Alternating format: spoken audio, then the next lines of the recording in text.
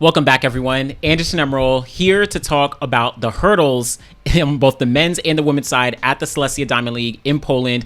I already did a video breaking down the sprints, the men's and women's 100, the women's 200, women's 400, and the women's long jump. So check that video out if you haven't already. But we have to talk about the hurdles. Again, if you are a fan of track and field, if you're a fan of sprints and hurdles, like, there's no way that you weren't impressed by some of these performances. These are the meets that I love. Let's dive in. Women's 100-meter hurdles. Masai Russell runs 12.19 seconds. 12.19 seconds. Actually, well, I'll talk about the heats in a second. 12.19 seconds by Masai Russell to get the win in a meet record, a Diamond League record, her second fastest time ever, because it's just behind her world lead and American record of 12.17, which is the second fastest time in history. But it equals the third fastest time in history, which was set by Tia Jones just earlier this year behind Masai Russell. So Masai is operating on another level in 2025. I'm sorry. She's already run 12.17. She's run 12.19. She's run 12.2, I think, on two different occasions. Like, the consistency by Masai Russell is clearly putting her in the realm. Not in the realm, but she is the prohibitive favorite going into the world champs. The 100-meter hurdles is so unpredictable across the board, but Masai Russell is showing a level of consistency that no other woman is showing right now. After she broke the American record earlier this year, she did pick up an injury, so she had to sit out for some time leading into the USA Championships, but she picked things right back up. She started to run 12.5s and things like that. She got to USA's, ran 12.2, locked her place up for the world champs, and now she's just getting better. Like, it's hard to say that Masai Russell is not the favorite. And, like, it's really, really important to note that she has run 12.19 seconds. That makes her just the one person who has gone under 12.20 seconds multiple times in their career.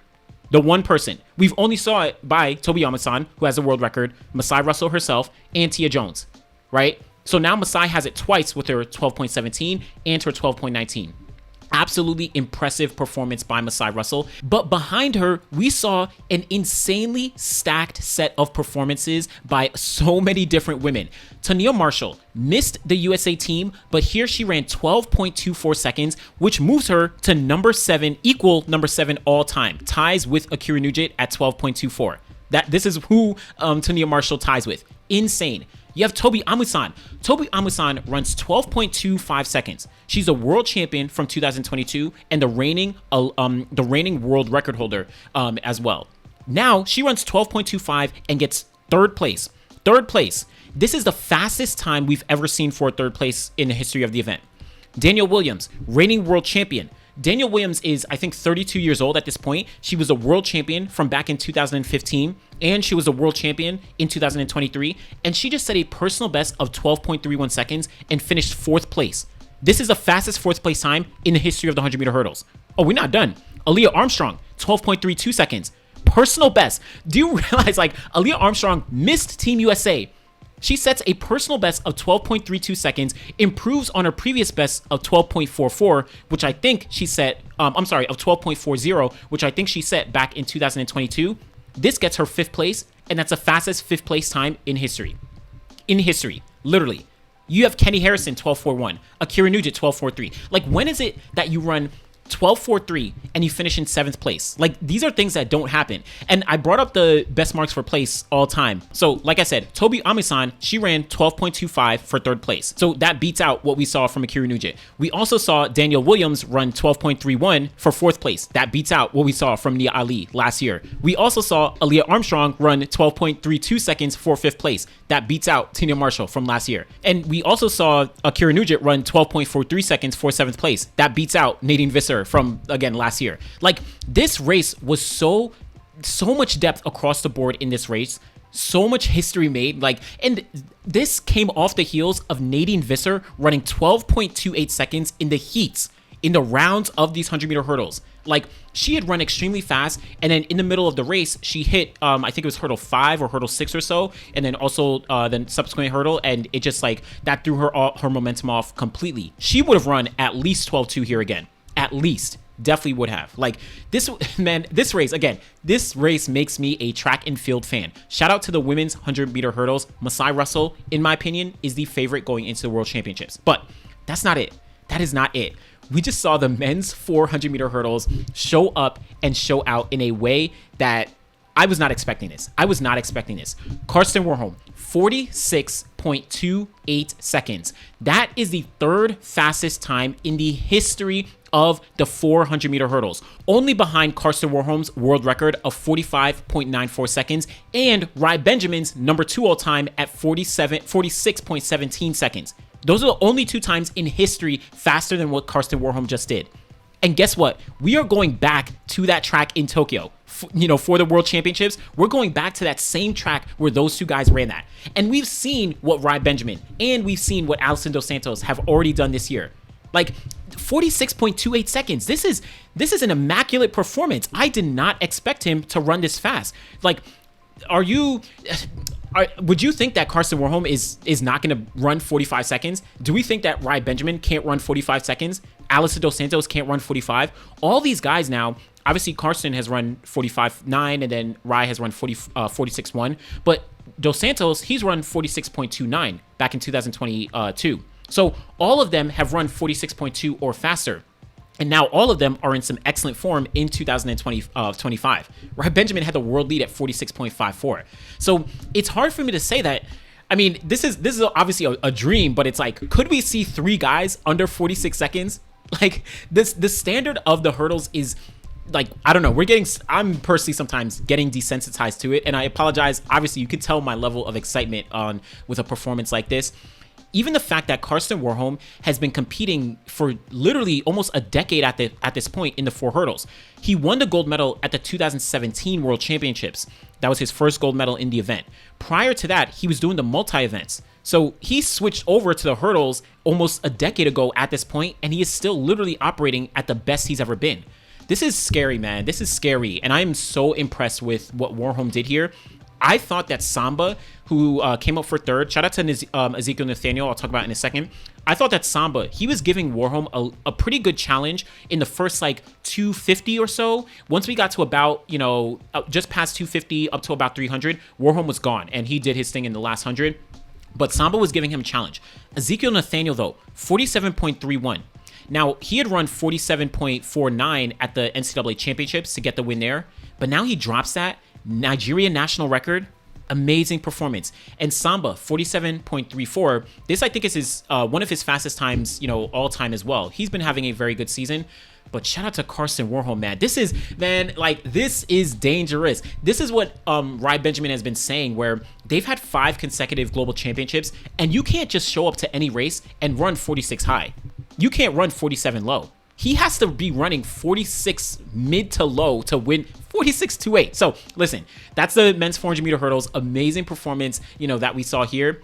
Let's talk about let's quickly talk about the women's 400-meter hurdles. This wasn't too high profile, but we did see Femke Bol get another clean win here by over a second and a half at this, literally over a second and a half. But Femke Bol, 51.91 seconds, improves her world lead of 51.95 that she ran at the Monaco Diamond League just about a month or so ago. So she's in good form. She's the gold medal favorite. I'm looking to see, hopefully, more progression as we go towards the world champs. Remember that Dalila Muhammad and Anna Cockrell were supposed to be in this race. I think they just pulled out to focus on training. From my understanding, like, they're good. Like, they're not injured or anything like that. Both of them, they train together in Arkansas, but they're good. But Femke Bol, she's in the driver's seat. Emma Zapletolova, apologize, pronunciation. Let me make sure I can hopefully get it right. But she came up for 2nd in 53.58, which is a national record. So for Slovakia, amazing performance for her. Jasmine Jones, another not step back, but like at the Hungary Continental Tour, she also, I think, got 3rd place or 4th place, 53.64. Hopefully she gets more progress going through the year. The one who I was a little interested in was Savannah Sutherland, 55.13 seconds here. Now, she had run 52.4 to win NCAAs this year, and many, including myself, have her in the conversation for a medal. She pulled out of the Hungary Continental Tour earlier this week, and now she showed up here. I'm going to be honest, when she was standing in the blocks, I feel like I almost sensed a little bit of like worry or concern on her face.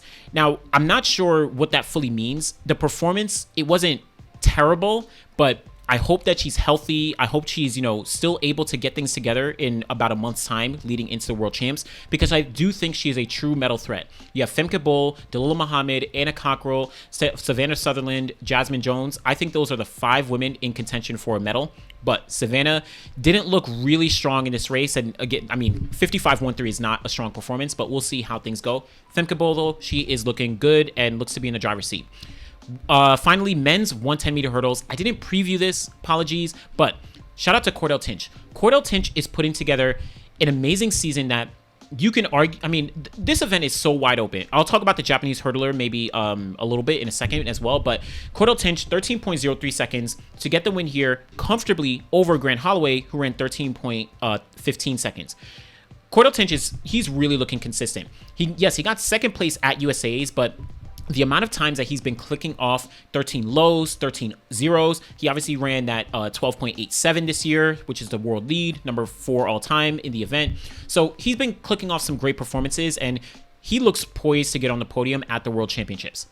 Grant Holloway, he of course hasn't looked as great this year. He took some time off in the middle of the season after one of the Diamond Leagues in China. He came back, had some ups and downs, ran 2 races at the US trials, both the heats and the semifinals. Didn't run the final. 13-15, it's okay, but obviously Grant, his focus is the World Championships because he has a wild card, and you could only expect that he's going to be ready there. But the thing is, it's going to be very competitive. It's going to be very, very competitive. Like, it's like, I don't know. I'd love to hear from y'all in the comments. Do you think that Grant Holloway is the favorite for the gold medal? Because in my mind, I want to say that he is the favorite, but because he shows up at championships, right? He knows how to perform to the best of his ability when the gold medal is on the line. But every time that he's racing, obviously he hasn't won any of his outdoor races, and he's kind of just like maintaining that same range of 13-1s. And let's be clear, 13-1 is insanely fast, but relative to other athletes, it's like he hasn't really shown that spark. So, and I think in one of his post-race interviews, he said that things aren't translating from training into the race. So maybe his training is going really, really well, but just the race execution isn't showing up. So the question for y'all, do you still see Grant Holloway as the gold medal favorite? Or do you think that someone else has kind of taken that position? Or is it just like everyone is kind of in the mix? So I don't know. I think the medals are very, very up in the air, but shout out to Eric Edwards, equal to season's best with 13-2. Didn't make the US team, but he has been a gamer. And then Enzo Diesel, 13-2-0 as well. The Jamaicans, Orlando Bennett, Hansel Parchment, 13-2-5 and 13-2-7. Not too great performances for them. And Jakub Semensky, 13-2-8. Also, before I go, I do want to give a quick shout out to Rachid Muratake from Japan. He was out in Japan and he ran 12.92 seconds with a 0.6 tailwind. So very, very, essentially negligible wind in the 110 hurdles. That moves him to equal number 11 all time, breaks the Japanese national record, and puts him in the conversation for a medal. So like I was saying, all these athletes are really, really going to be competitive. Now, he finished 5th at the Olympic Games last year in the 110 hurdles. His personal best prior to this was 13.04 seconds from last year. This year, he had already run 13.08, I think, on 2 occasions, as well as 13.10. So he had been displaying some consistency. In this race, he hit a lot of... I actually think he hit almost all the hurdles. Maybe just not the first hurdle. Sorry, not going to play the full video. But he ended up dropping this 13.92 second personal best. I'm sorry, 12.92 second personal best. Like, moves him into a realm of like all-time great hurdlers, right? So listen, I'm excited to see what Rachid is able to do. He's been one guy who I've been keeping an eye out for throughout the season. If you've been paying attention, if you've been watching, I've been, giving him a little shout out, like, yo, you should definitely keep an eye out for him. But amazing performance across the board. Let me know what you thought about the Silesia Diamond League. I don't know if y'all were as excited for this meet as I was, just as a pure fan, kind of like seeing the results, seeing the performances. So crazy. Again, check out the video I already did about the sprints. That's already done, but always appreciate y'all. Thanks for watching.